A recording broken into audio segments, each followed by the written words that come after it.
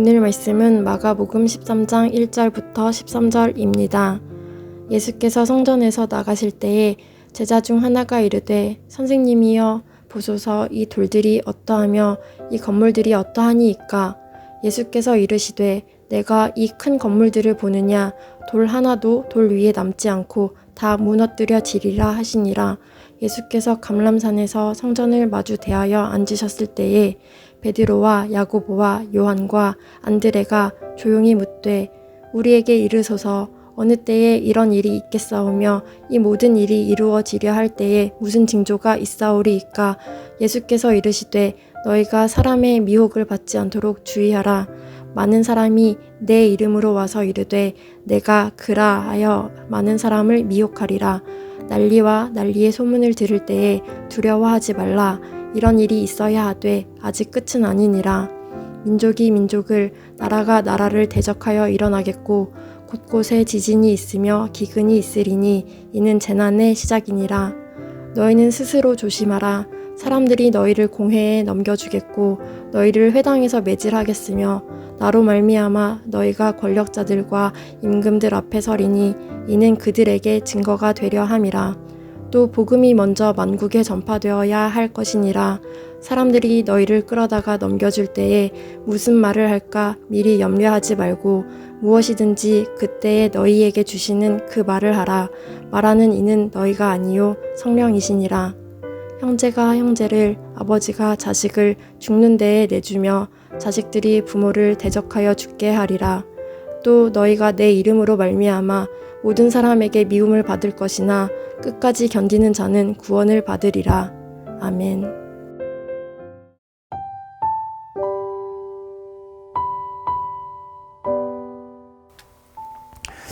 여러분은 종말, 말세, 재림, 심판하면 어떤 생각들이 먼저 떠오르십니까? 한국교회를 지배하는 종말론은 한쪽으로 많이 기울어져 있습니다. 이 그릇된 종말론의 특징 중 하나는 성경에 나오는 종말의 징조들을 문자적으로 해석하고 또 마지막 때 성도들이 당하게 될 환난을 지나치게 강조한다는 데에 있습니다. 때문에 이런 종말론을 믿는 성도들은 장래에 대한 공포와 두려움에 사로잡힐 수밖에 없습니다. 최후, 재림, 종말, 말세 이런 말만 들어도 두려움이 가득해집니다. 가뜩이나 장래 일을 알 수 없는 것이 인간인지라 미래에 대한 막연한 두려움이 항상 우리에게 있는데요. 종말에는 이런 일이 일어난다. 저 봐라 이제 큰일 났다. 예수 믿는 사람들 나중에 엄청난 고문을 받는다더라. 이런 식의 이야기들이 팽배하니 공포감이 극대화되죠. 이렇게 두려워하는 상태에 있는 사람들에게 믿음을 강조합니다. 그러다 보니 종말에 대한 두려움을 믿음으로 극복하고자 광신에 가까운 열정주의가 이 잘못된 종말론을 신봉하는 이들의 한 가지 특징이기도 합니다. 말세라고 하면요, 예수님의 초림과 재림 사이의 전 기간을 의미합니다. 우리가 살고 있는 지금은 말세입니다. 이미 2000년 전 예수님이 오셨을 때부터 우리는 말세를 살고 있습니다. 앞으로 주님이 다시 오실 그날까지 우리는 말세를 살아갈 것입니다. 이 말세가 끝나면 어떤 시대가 오겠습니까? 구원의 완성, 영원한 하나님 나라가 옵니다. 우리가 이 땅에서 경험하는 하나님 나라는 완성되지 않은 것이지만 말세가 지나고 종말이 오면 우리는 완전한 하나님 나라를 보게 될 것입니다. 종말은 우리에게 완성입니다. 구원의 완성, 하나님 나라의 완성. 그리고 우리는 영원한 하나님 나라에서 하나님과 영원한 교제를 하게 될 것입니다. 이것이 말세와 종말을 바라보는 그리스도인의 바른 시각입니다. 두려움과 공포가 아니라 기쁨과 소망입니다. 의심과 회의가 아니라 기대와 확신입니다. 오늘 본문에서 예수님은 말세의 특징을 말씀하십니다. 이 종말과 재림이 공포와 두려움이 아닌 기대와 대망의 시간이라는 것을 오늘 본문에서도 우리는 볼 수가 있습니다. 한 사람이 이 성전의 위용에 대해 예수님께 말합니다. 1절 후반절 세번역 성경입니다. 선생님 보십시오. 얼마나 굉장한 돌입니까? 얼마나 굉장한 건물들입니까? 이에 예수님께서 2절에 말씀하십니다. 이 성전? 이게 대단해? 돌 위에 돌 하나도 남지 않을 만큼 완전히 무너질 것이다. 주 70년 로마의 지배를 받던 유대인들이 봉기를 일으킵니다. 그래서 로마 군이 예루살렘으로 들어와 이 봉기를 진압하면서 성전을 파괴합니다. 앞으로 약 40년 후에 실제로 성전이 무너지는 일이 일어날 것입니다. 예수님은 그것을 말씀하시는 것입니다. 이 예수님의 말씀을 들은 제자들 중에 4사람, 베드로와 안드레 형제, 그리고 야고보와 요한 형제가 따로 조용히 예수님 찾아와 묻습니다. 4절입니다. 어느 때에 이런 일이 있겠사오며 이 모든 일이 이루어지려 할 때에 무슨 징조가 있사오리이까. 예수님께서는 이미 이 성전이 있는 시온산이 바다로 떨어질 날이 올 것이다. 즉 성전 시대가 가고 새로운 복음의 시대가 오고 있다는 것을 말씀하셨습니다. 그렇지만 제자들도 그렇고요. 예수님을 따르는 사람들에게도 그렇고요. 성전은 여전히 신앙의 중심 장소였습니다. 그래서 성전이 무너질 것이라는 예수님의 말씀을 이 4명의 제자들은 세상의 끝날로 본 것입니다. 제자들은 예수님께 이 마지막 날의 징조, 성전이 무너진 그런 마지막 날의 징조를 물었고요. 예수님께서는 말세의 징조를 답하십니다. 6절, 많은 사람이 내 이름으로 와서 이르되 내가 그라 하여 많은 사람을 미혹하리라. 우리가 흔히 말하는 적그리스도의 등장이 말세의 특징이라고 하십니다. 8절, 민족이 민족을, 나라가 나라를 대적하여 일어나겠고 곳곳에 지진이 있으며 기근이 있으리니. 이 전쟁과 자연재해도 말세의 특징입니다. 또한 9절부터 13절에 보면 그리스도인에 대한 핍박도 있습니다.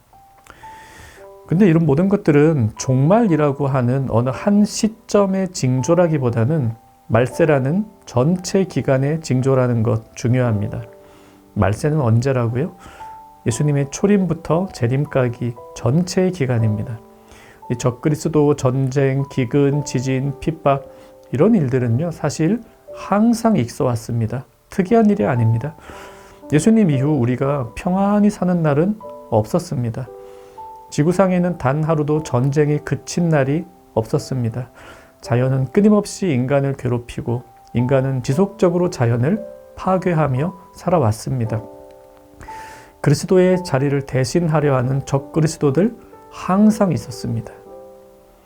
만약에 이런 예수님께서 말씀하신 징조들을 어떤 특정한 날, 특정한 시점이라고 생각하면 이 TV에서 전쟁에 관한 뉴스가 나올 때마다 아이고 이제 세상이 끝나려나 보다 하면서 가슴이 철렁 내려앉을 수밖에 없죠. 엄청난 자연재해라도 일어나면 이제 종말이다, 끝난다, 심판이다 이렇게 두려워지죠. 아닙니다. 이 종말이라는 특정 시점의 특징이라기보다는 말세라고 하는 긴 기간의 특징입니다. 예수님 이후 인류는 계속 이렇게 살아왔습니다. 그러니 말세를 살아가는 우리는 전쟁이나 자연재해 혹은 교회에 대한 핍박을 보면서 두려움과 공포감 가질 필요 없습니다. 그리고 예수님의 말씀에서 우리는 또 다른 말세의 특징도 봅니다. 또 복음이 먼저 만국에 전파되어야 할 것이니라. 말세의 기간, 즉 지난 2000년간 복음은 온 세상에 퍼졌습니다. 예수님께서 예언하신 대로 복음이 퍼졌습니다. 또한 말세의 가장 분명한 특징이 13절에 나옵니다. 너희가 내 이름으로 말미암아 모든 사람에게 미움을 받을 것이나 끝까지 견디는 자는 구원을 받으리라. 이 말씀도 너무 문자적으로 해석해서는 안 됩니다. 그리스도인들을 모든 사람이 핍박하는 날이 올 것이다.